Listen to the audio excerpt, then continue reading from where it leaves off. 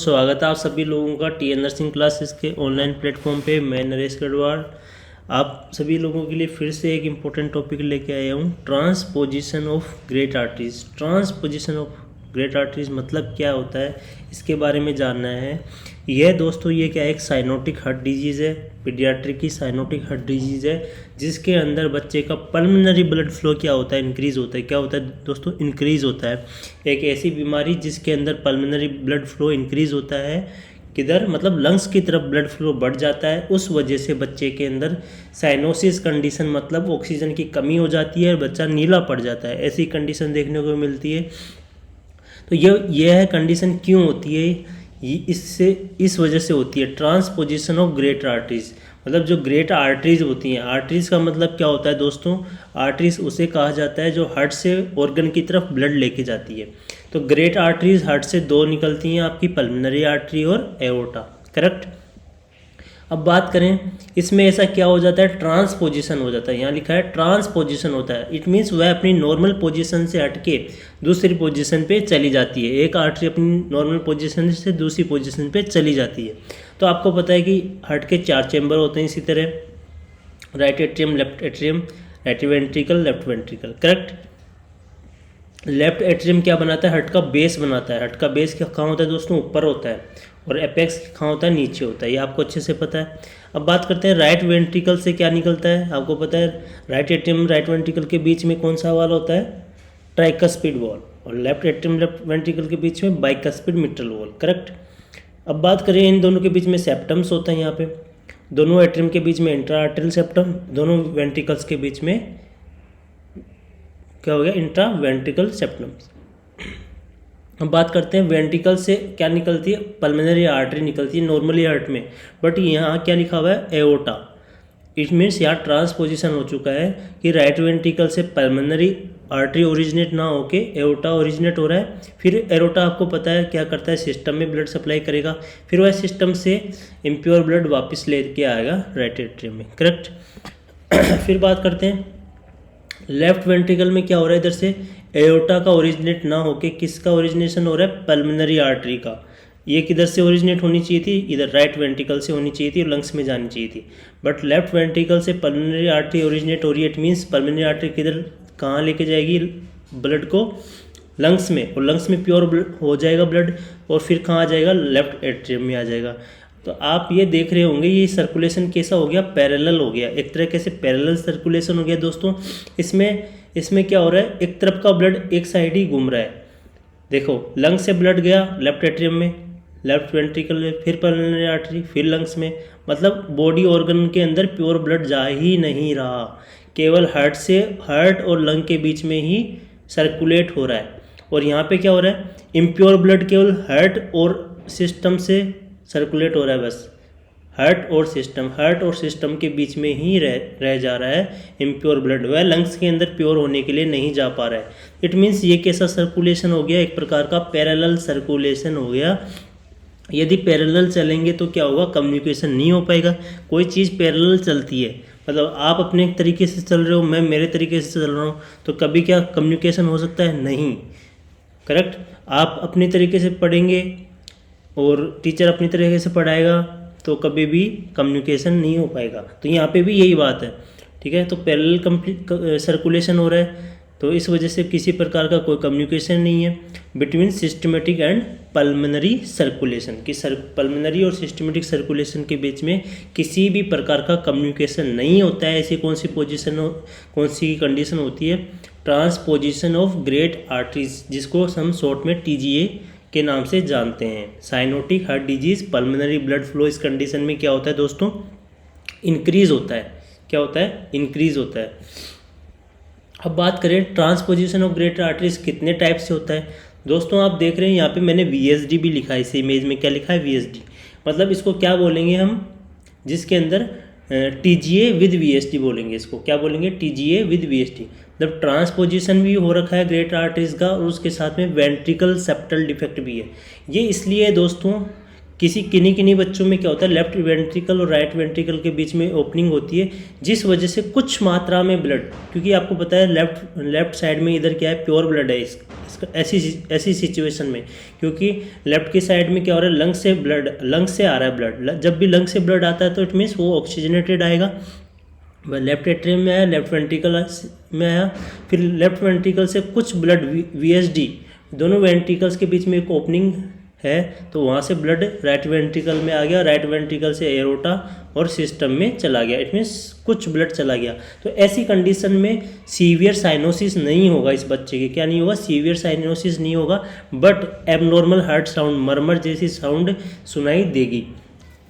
कभी कभी क्या होता है, ये VSD नहीं होता है, मतलब ये ओपनिंग में नहीं होती है, तो बिल्कुल मतलब कंडीशन कैसी हो जाएगी, सीवियर साइनोसिस कंडीशन हो जाएगी, मतलब थोड़ा भी ऑक्सीजन नहीं जा पाएगा लेफ्ट से राइट हार्ट की तरफ, ठीक है। और फिर वो एरोटामा में ऑक्सीजनेट बिल्कुल भी नहीं रहेगा, डीऑक्सीजनेटेड ब्लड रहेगा पूरा का पूरा। तो इसको बोलेंगे प्योर TGA। तो यहाँ पे लिखा हुआ है प्योर TGA। प्योर TGA किसे बोलते हैं? जिसमें किसी भी इंटेक्ट रहता है, वेंट्रिकल सेप्टम क्या रहता है, एकदम इंटेक्ट रहता है, किसी भी प्रकार की कोई ओपनिंग नहीं होती है प्योर TGA के अंदर। इसके अंदर बच्चे के अंदर जब भी बर्थ होगा, बच्चे का कैसा होगा, साइनोसिस कंडीशन होगा, वो भी इंटेंस, बहुत ज़्यादा साइनोस कंडीशन होगा बच्चे का। और अब बात करते हैं इसके अंदर क्या देना है अपने को ट्रीटमेंट में, PGE1 इन्फ्यूजन। इसको बोलते हैं प्रोस्टाग्लैंडिन E1 मिजोप्रोस्टोल। E1 को क्या बोलते हैं? मिजोप्रोस्टोल, ठीक है। और आप पढ़ते हैं कि E2 इसको बोलते हैं डायनोप्रोस्टोल। तो यहाँ पे आप देखो ये जो ओपनिंग है, इसको यदि अपने को ओपन रखना है बर्थ के, क्योंकि यदि ये पूरी तरह से इंटैक्ट रहेगा, इंट्राटल सेप्टम यहाँ पे इंट्रावेंट्रिकुलर सेप्टम यदि पूरी तरह से इंटैक्ट रहेगा, तो कुछ भी ऑक्सीजनेटेड ब्लड नहीं जा पाएगा, थोड़ा भी स्मॉल अमाउंट में भी नहीं जा पाएगा। उस वजह से बहुत ही ज़्यादा इंटेंस साइनोसिस होगा। तो इसी चीज़ को मेडिकली ट्रीट करने के लिए हम प्रोस्टाग्लैंडिन यूज़ करते हैं, ताकि वेंट्रिकुलर सेप्टल डिफेक्ट में थोड़ा वेंट्रिकुलर सेप्टम इंटेक्ट ना रहे, ठीक है, ओपनिंग रहे। तो हम इसलिए प्रोस्टाग्लैंडिन यूज़ करेंगे, प्रोस्टाग्लैंडिन, करेक्ट। और आपको पता है कि नेक्स्ट बात करते हैं TGA with VSD। TGA with VSD, तो इसमें पेनसिस्टोलिक मर्मर होगा और लेस सीवियर साइनोसिस होगा। ये हम डिस्कस कर चुके हैं कि VSD रहेगा तो कुछ स्मॉल अमाउंट में ऑक्सीजनेटेड ब्लड लेफ्ट वेंट्रिकल से राइट वेंट्रिकल की तरफ मूव करेगा, इस वजह से स्मॉल अमाउंट में ऑक्सीजन बॉडी में सर्कुलेट हो जाएगी। और PG1 इन्फ्यूजन यहाँ पे क्या कर रहा है, TGA विद इंट्रावेंट्रिकुलर सेप्टम इसमें इंटेक्ट रहता है प्योर TGA के अंदर। अब बात करेंगे नेक्स्ट कि ट्रांसपोजिशंस ऑफ ग्रेटर आर्टरीज। तो transposition of greater arteries medically treat करते हैं अपन, आपको ये याद रखना है। मेडिसिन में क्या यूज़ करते हैं, प्रोस्टाग्लैंडिन्स यूज़ करते हैं, ताकि जो पेटेंट डक्टस आर्टरियोसिस है वो भी पेटेंट रहेगा। क्या रहेगा? पेटेंट रहेगा। उस वजह से कुछ स्मॉल अमाउंट में ब्लड क्या हो जाएगा, मिक्सचर हो जाएगा। क्या हो जाएगा? मिक्सिंग। जो ये आप ये पढ़ रहे हैं पल्मोनरी आर्टरी और एरोटा, ठीक है, इनके बीच में भी कनेक्शन होता है ना। आप पढ़ते हैं डक्टस आर्टरियोसिस, क्या पढ़ते हैं दोस्तों? डक्टस आर्टरियोसिस। तो उस कनेक्शन को भी ओपन रखने के काम आएगा, ताकि कुछ ब्लड पल्मोनरी आर्टरी का किस में चला जाएगा, एरोटा में चला जाएगा डक्टस आर्टरियोसिस के माध्यम से, और वह कैसा रहेगा? पेटेंट रहेगा। तो ये प्रोस्टाग्लैंडिन इस तरह से भी उसमें हेल्पफुल रहेगी। बात करते हैं सर्जरी में।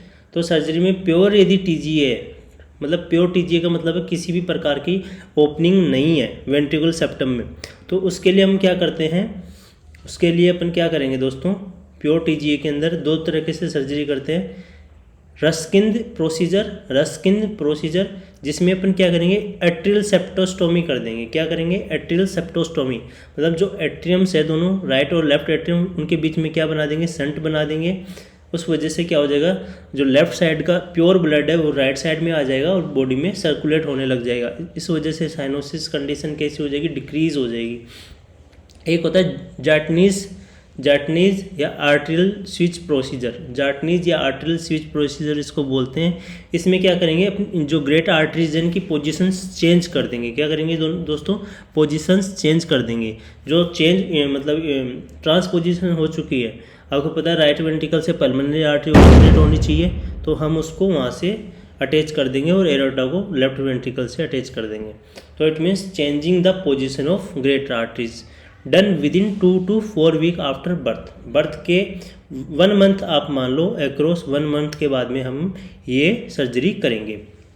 तो सर्जरी के अंदर ये इंपॉर्टेंट सर्जरी है, इस पे क्वेश्चन आपके काफ़ी बार मैंने देखा है, आपके प्रीवियस एग्जाम में क्वेश्चन आया हुआ है। जार्टनेस प्रोसीजर किस में किया जाता है, तो आपको याद रखना है ट्रांसपोजिशन ऑफ ग्रेट आर्टरीज के अंदर क्या किया जाता है, ट्रांसपोजिशन ऑफ ग्रेट आर्टरीज के अंदर जार्टनेस प्रोसीजर किया जाता है। और रास्किंद प्रोसीजर, रास्किंद में क्या करेंगे, एट्रियम के बीच में ओपनिंग करेंगे, और जार्टनेस प्रोसीजर में क्या करेंगे, जो पोजीशन जो इंटरचेंज हो चुकी है, ट्रांसपोजिशन हो चुकी है पल्मोनरी आर्टरी और एरोटा की, उसको वापस से चेंज कर देंगे। करेक्ट दोस्तों।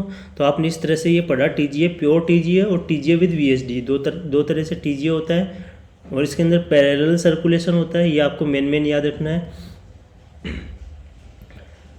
और सर्जरी कब कर देनी है, विद इन 3 मंथ, किसके अंदर, टीजीए विद वीएसडी अपन पढ़ रहे हैं, जब वेंट्रिकल सेप्टल डिफेक्ट भी है और ट्रांसपोजिशन भी हो रखा है। इट मीन्स इस कंडीशन में क्या देखने को मिल रहा था, लेस साइनोसिस देखने को मिल रहा था, क्योंकि कुछ स्मॉल अमाउंट में ऑक्सीजनेटेड ब्लड है लेफ्ट वेंट्रिकल से राइट वेंट्रिकल की तरफ मूव हो रहा था। तो 3 मंथ के अंदर यदि वीएसडी के साथ में है ट्रांसपोजिशन ऑफ ग्रेट आर्टरी, तो 3 मंथ के अंदर करेंगे। और यदि प्योर टीजीए है, तो अपन 2 to 4 वीक के अंदर कर देंगे। ठीक है दोस्तों। तो रास्किन प्रोसीजर, जार्टनीस प्रोसीजर अपने को मेन याद रखना है। और इसके अंदर एक्सरे फाइंडिंग क्या देखने को मिलेगा, ट्रांसपोजिशन ऑफ ग्रेट आर्टरीज के अंदर आपने एक कंडीशन पढ़ी होगी, टेट्रोलॉजी ऑफ फेलोट, उसका क्वेश्चन आपके काफ़ी बार आया है कि बूट सेफ हार्ट किस में देखने को मिलता है, तो उसका अक्सर आप काफ़ी बार देखते हैं, एग्जाम में भी आता है। इसी तरह में भी हो सकता है आगे वाली एग्जाम में एग ऑन स्ट्रिंग आपसे पूछ ले कि एग ऑन स्ट्रिंग किस में देखने को मिलता है, तो ट्रांसपोजिशन ऑफ ग्रेट आर्टरीज के अंदर इस तरह से लगता है, एक्सरे करते हैं जब, कि कोई ना कोई एक एग है, उसको स्ट्रिंग मतलब धागे से बांधा हुआ है, एक एग है उसको स्ट्रिंग से बांधा हुआ है, तो ये एग ऑन स्ट्रिंग ये वाला एक्सरे फाइंडिंग देखने को मिलता है किसमें, TGA, transposition of great artery के अंदर। नेक्स्ट अपन बात करते हैं, नेक्स्ट कौन सी प्रॉब्लम है आपके सामने, total anomalous pulmonary Venus connection. मतलब इसका मतलब क्या है, ये एक ऐसी प्रॉब्लम है जिसके अंदर पल्मोनरी वीन्स हैं, वो कहाँ से ओरिजिनेट होनी चाहिए दोस्तों, लेफ्ट एट्रियम से, बट वो वहाँ से ओरिजिनेट ना, वहाँ पे एंटर ना करके किधर चली जाएंगी, वो राइट एट्रियम में। तो राइट एट्रियम में प्योर ब्लड चला जाएगा पूरा की पूरा। तो टोटल एनोमलस हो गया, पूरी तरह से एबनॉर्मलिटी हो चुकी है किसमें, पल्मोनरी वीनस कम्युनिकेशन में। पल्मोनरी वीनस को कहाँ कम्युनिकेट होना था, लंग से ओरिजिनेट होने के बाद में लेफ्ट एट्रियम में ओपन होना था, बट वो किस में ओपन हो रही है, राइट एट्रियम में ओपन हो रही है। दोस्तों इस कंडीशन में भी क्या होता है, जो पल्मोनरी ब्लड फ्लो है वो इंक्रीज होता है, और ये भी एक प्रकार की साइनोटिक कंडीशन है, साइनोटिक हार्ट डिजीज है जिसके अंदर पल्मोनरी ब्लड फ्लो इंक्रीज देखने को मिलता है। तो इसमें क्या होगा दोस्तों, instead of delivering blood into the left atrium, कि ये लेफ्ट एट्रियम है, ये यहाँ पे ब्लड देखो पल्मोनरी वीन्स यहाँ पे ओपन हो रही है लेफ्ट एट्रियम में, बट ये यहाँ पे ओपन ना होके किधर ओपन हो जाएगी, the pulmonary Wien drains into right atrium.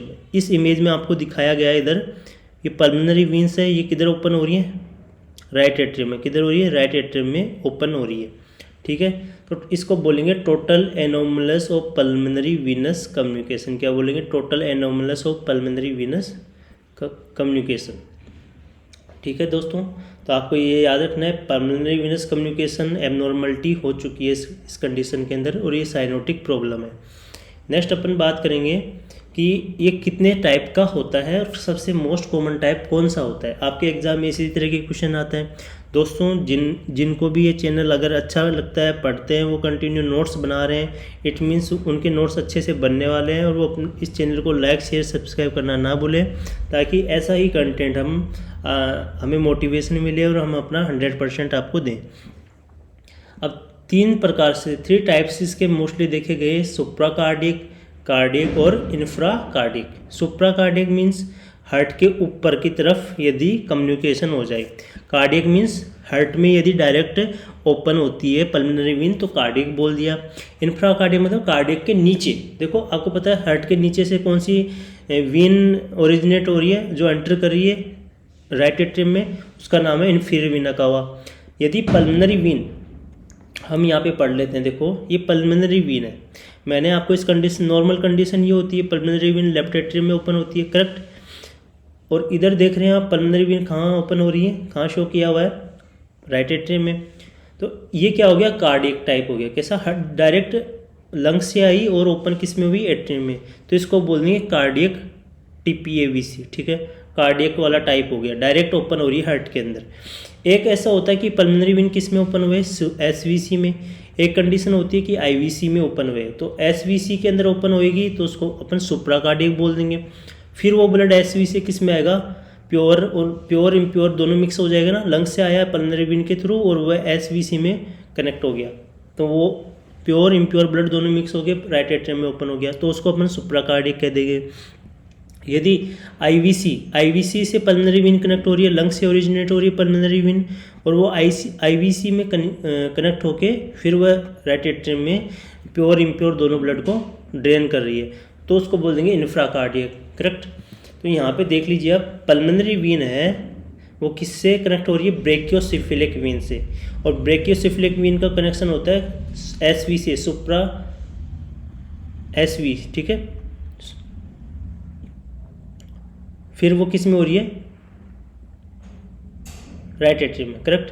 तो देयरफॉर इस वजह से oxygenated blood reach to right atrium instead of left atrium. तो पल्मोनरी वेन जो सुपीरियर वेना कावा है, तो इसमें क्या हो गया, पल्मोनरी वेन का प्योर ऑक्सीजनेटेड ब्लड मिक्स हो गया, और ये ऑक्सीजनेटेड ब्लड किस में जाना चाहिए था, लेफ्ट एट्रियम में, बट वो किस में जा रहा है, राइट एट्रियम में। अब बात करेंगे कार्डियक में क्या हो रहा है, pulmonary veins, PV means pulmonary veins drain directly into right atrium में, डायरेक्टली ओपन हो रही है, इस ये अपने इमेज में देखा। इंफ्राकार्डिक मतलब कार्डियक के नीचे वाली जो वेन है, इन्फीरियर वेना कावा है, उससे पल्मोनरी वेन कनेक्ट हो रही है। तो 3 प्रकार से TAPVC देखने को मिलता है, सुप्रा कार्डियक और इंफ्राकार्डियक। अब अपन बात करेंगे कि क्या क्या इसके अंदर फीचर्स देखने को मिलते हैं।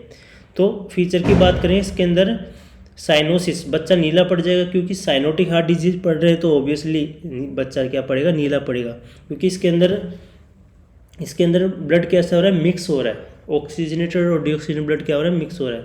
और कंजेस्टिव हार्ट फेलियर, बच्चे के अंदर कौन सी कंडीशन देखने को मिलेगी, हार्ट फेलियर की सिचुएशन देखने को मिलती है। और intra atrial septal defect, atrial septal defect देखने को मिलता है दोस्तों। इसमें ये दोनों एट्रियम्स हैं, इनके बीच में ओपनिंग भी देखने को मिलती है, जिससे ये ब्लड, इम्प्योर ब्लड क्या चला जाएगा, इधर चला जाएगा लेफ्ट एट्रियम की तरफ, और फिर ये लेफ्ट वेंट्रिकल में, और फिर बॉडी में सर्कुलेट हो जाएगा इम्प्योर ब्लड और प्योर ब्लड मिक्स। तो इस वजह से साइनोसिस कंडीशन देखने को मिलेगी इसमें। और डायलेटेड SVC जो सुपीरियर वेना कावा है, ये मेन है इसके अंदर कि ये डायलेट देखने को मिलेगी, क्योंकि आपको बताया मैंने सुप्राकार्डियक TAPVC क्या है, मोस्ट कॉमन है। तो पल्मोनरी वेन ये पल्मोनरी वेन किस में ओपन हो रही है, सुप्राकार्डियक में, मतलब पल्मोनरी वेन सुपीरियर वेना कावा में ओपन हो रही है, ये सुपीरियर वेना कावा लिखा हुआ है। पल्मोनरी वेन किस में ओपन हो रही है, सुपीरियर वेना कावा में। तो सुपीरियर वेना कावा क्या हो जाएगी, डायलेट हो जाएगी, क्योंकि ये एक चैम्बर नहीं है दोस्तों, ये एक ब्लड वेसल है, चैम्बर नहीं है, ये ब्लड वेसल है, तो वो ज़्यादा डायलेट हो जाएगी, उस वजह से वो डायलेट देखने को मिलेगी। और जब भी एक्सरे करेंगे तो फिगर 8 जैसा या फिर स्नो मेन अपीयरेंस देखने को मिलता है TAPVC में। TAPVC एक कंजेनाइटल साइनोटिक हार्ट डिजीज है, जिसके अंदर pulmonary venous blood flow increase होता है, और फिगर 8 देखने को मिलता है एक्सरे के अंदर, ये इसका एक्सरे का फीचर है। और ऐसी कंडीशन में जितना जल्दी हो सके सर्जरी कर देंगे, एज सून एज पॉसिबल। देखो इस तरह से ये डायलेट, ये जो SVC है ये डायलेट देखने को मिल रही है, और नीचे क्या अपना हार्ट आ गया, तो हार्ट एक नीचे से हार्ट हो गया, ऊपर से स्मॉल बॉल हो गया, किसका, स्मॉल राउंड हो जाएगा सुपीरियर वेना कावा का। तो इस सुपीरियर वेना कावा डायलेट होने की वजह से फिगर 8 देखने को मिलता है, फिगर 8 देखने को मिलता है किसके अंदर दोस्तों, TAPVC के अंदर फिगर 8 एक्सरे के अंदर देखने को मिलता है। एग ऑन स्ट्रिंग किस में देखने को मिलता है, TGA के अंदर। बूट शेप हार्ट किस में देखने को मिलता है, टॉफ के अंदर, करेक्ट दोस्तों। अब अपन इसके अंदर देखो इस तरह से, ये अपन ने पढ़ा, अभी इसको वापस से आपको बता देता हूँ कि ये पल्मोनरी वेन्स है, लंग से ओरिजिनेट हो रही हैं, ये SVC से जुड़ रही हैं, तो ये इसको हम सुप्राकार्डिक TAPVC कह देते हैं, ये मोस्ट कॉमन होता है। यदि पल्मनरी वीन है ये डायरेक्टली इसमें ओपन हो जाती है, राइट एट्रियम में डायरेक्टली अगर ओपन होती है तो इसको हम कार्डियक बोल देते हैं। यदि यही पल्मनरी वीन आईवीसी में ओपन होके फिर वो ब्लड किस में जा रहा है, राइट एट्रियम में, तो हम इसको इंफ्राकार्डियक कह देते हैं। तो इस तरह से ये होता है कि टीएपीवीसी में एबनॉर्मल कनेक्शन हो जाता है पल्मनरी वीन्स का, ये लेफ्ट एट्रियम में ओपन ना होके राइट एट्रियम में किसी ना किसी तरह से ओपन हो जाती है। अब नेक्स्ट कंडीशन आपके सामने है, ये भी कैसी है साइनोटिक हार्ट डिजीज है दोस्तों, साइनोटिक हार्ट डिजीज है एब्स्टीन एनोमली। बट ये कंडीशन क्या है दोस्तों, साइनोटिक हार्ट डिजीज है, बट इसके अंदर पल्मनरी ब्लड फ्लो क्या होगा, डिक्रीज होगा। नोट डाउन कर लीजिए कि एब्स्टीन एनोमली में पल्मनरी ब्लड फ्लो क्या होता है, डिक्रीज होता है। ये क्यों होता है अभी हम बात करेंगे। एब्स्टीन एनोमली में क्या होता है दोस्तों कि डाउनवर्ड डिस्प्लेसमेंट हो जाता है किसका, ट्राइकस्पिड वॉल का। ये एक ट्राइकस्पिड वॉल की प्रॉब्लम है। ये ट्राइकस्पिड वॉल कहाँ होता है, सबसे पहला क्वेश्चन, राइट एट्रियम और राइट वेंट्रिकल के बीच में क्या होता है, ट्राइकस्पिड वॉल होता है, करेक्ट। अब इसमें क्या देखने को मिल रहा है, डाउनवर्ड डिस्प्लेसमेंट या फिर प्रोलैप्स।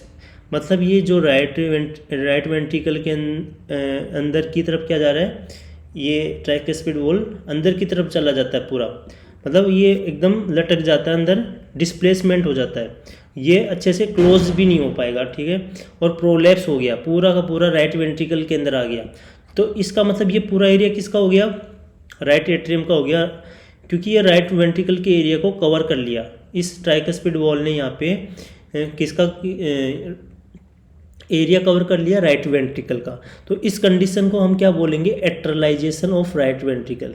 इट मीन्स आर्ट्रियम बन गया, ये राइट वेंट्रिकल भी क्या बन गया दोस्तों, एट्रियम बन गया। देखो एट्रलाइजेशन ऑफ द राइट वेंट्रिकल, मतलब राइट वेंट्रिकल्स का जो कवर एरिया है उसको कवर कर लिया किसने, राइट एट्रियम ने मोस्ट ऑफ एरिया कवर कर लिया है। क्योंकि ये प्रोलैप्स हो चुका है, मतलब इसकी सीमा बढ़ चुकी है, राइट एट्रियम की सीमा बढ़ चुकी है, राइट वेंट्रिकल को भी इसने कवर कर लिया, ठीक है।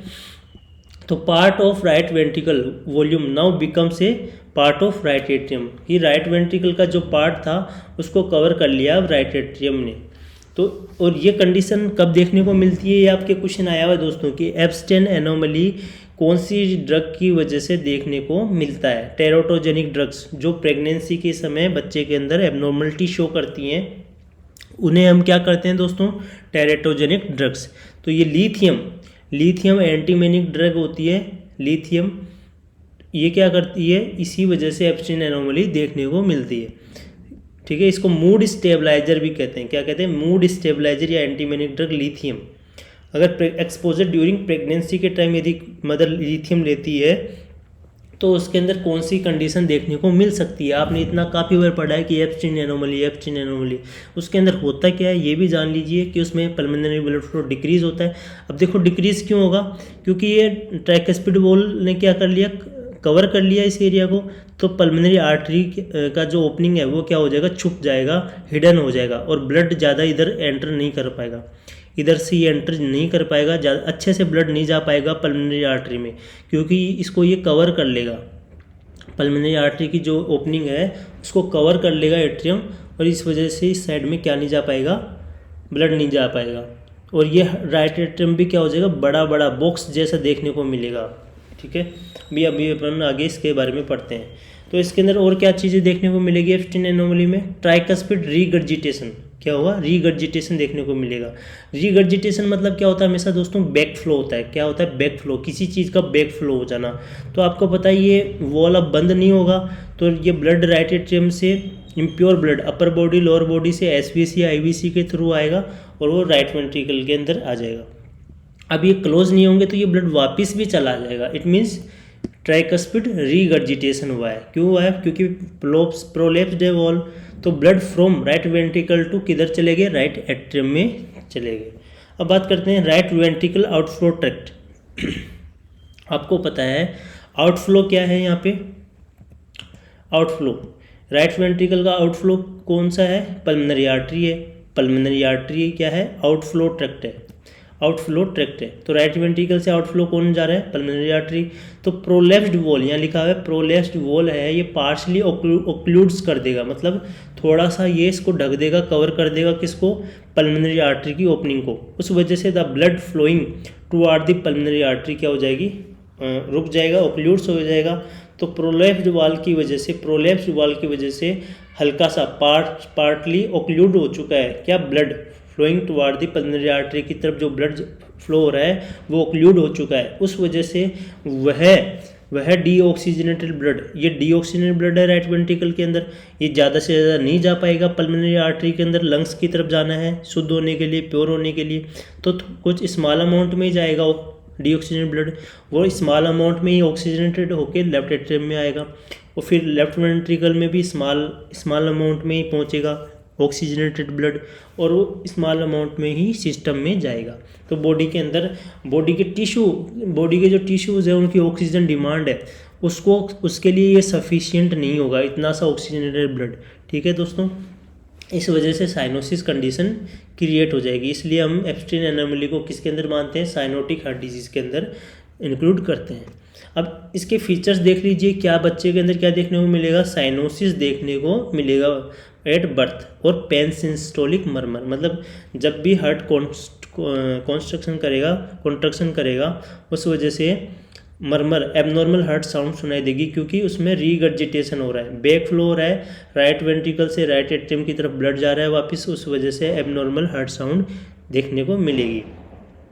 और क्वाड्रुपल रिदम, ऐसी रिदम देखने को मिलेगी हार्ट के अंदर, क्वाड्रुपल मतलब 4-4। ठीक है। Irregular blood flow to right atrium के अंदर ब्लड फ्लो इरेगुलर हो रहा है, एक बार तो नीचे जा रहा है फिर वापस ऊपर आ रहा है। ठीक है, बैक फ्लो हो रहा है, एक बार डाउनवर्ड आ रहा है, एक बार अपवर्ड जा रहा है, तो इस तरह से 4-4 रिदम हो जाएंगी। ठीक है, क्वाड्रुपल रिदम हो जाएंगी। अब बात करते हैं कि एक्सरे फाइंडिंग के अंदर क्या देखने को मिलेगा एब्स्टीन एनोमली में। ये क्वेश्चन आपके लिए बहुत इंपॉर्टेंट है दोस्तों। राइट एट्रियम क्या हो जाता है इसके अंदर? एनलार्ज हो जाता है। क्या हो जाता है? एनलार्ज हो जाता है राइट एट्रियम, किसके अंदर? एब्स्टीन एनोमली के अंदर, क्योंकि रीगर्जिटेशन हो रहा है और एट्रलाइजेशन हो रहा है राइट वेंट्रिकल, क्योंकि एट्रियम है ये ज़्यादा से ज़्यादा राइट वेंट्रिकल के एरिया को भी कवर कर ले रहा है। तो ये राइट एट्रियम है बड़ा हो गया है, इंक्रीज हो गया है, और इसमें रीगर्जिटेशन भी हो रहा है। इस वजह से राइट एट्रियम क्या हो रखा है? इनलार्ज हो रखा है। और ये कैसा देखने को मिलेगा? Box shape. कैसा हो जाएगा? ये बॉक्स शेप हार्ट हो जाएगा इसके अंदर। तो बॉक्स शेप हार्ट किस में देखने को मिलता है? एब्स्टीन एनोमली में। किस में? एब्स्टीन एनोमली में। करेक्ट दोस्तों। तो अपन ने ये सब पढ़ लिए हैं। अब इसका ट्रीटमेंट पढ़ लेते हैं एब्स्टीन एनोमली का, कि इसके अंदर क्या यूज़ करेंगे। इसमें भी दोस्तों प्रोस्टाग्लैंडिन यूज़ करेंगे। क्या यूज़ करेंगे दोस्तों? प्रोस्टाग्लैंडिन यूज़ करेंगे, वो भी मिज़ोप्रोस्टोल PGE1। और फिर जब बच्चे का 1 मंथ हो जाएगा, उसका वेट गेन हो जाएगा, जब उसकी सर्जरी करने के लिए रेडी हो जाएंगे तो सर्जरी करवा देंगे उसकी। इसमें कोन रिपेयर ऑफ ट्राइकस्पिड वॉल, मतलब ट्राइकस्पिड वॉल का जो प्रोलैप्स हो रखा है उसका रिपेयर कर देंगे हम, ट्राइकस्पिड वॉल को ठीक कर देंगे सर्जरी के थ्रू। तो एब्स्टीन एनोमली आपका हो गया, आपका TAPBC हो गया इस सेशन में, और TGA हो गया। करेक्ट दोस्तों, ये TGA हो गया। तो अपने 3 कंडीशन आपने इसमें पढ़ी है साइनोटिक हार्ट डिजीज़ की। तो आप अपने नोट्स इसी तरह प्रिपेयर करते रहें, और PGI की वैकेंसी भी आई हुई है, आगे फिर एम्स नोट सेट फिर आने वाला है, तो अपने नोट्स इसी तरह से प्रिपेयर करते रहें। Thank you.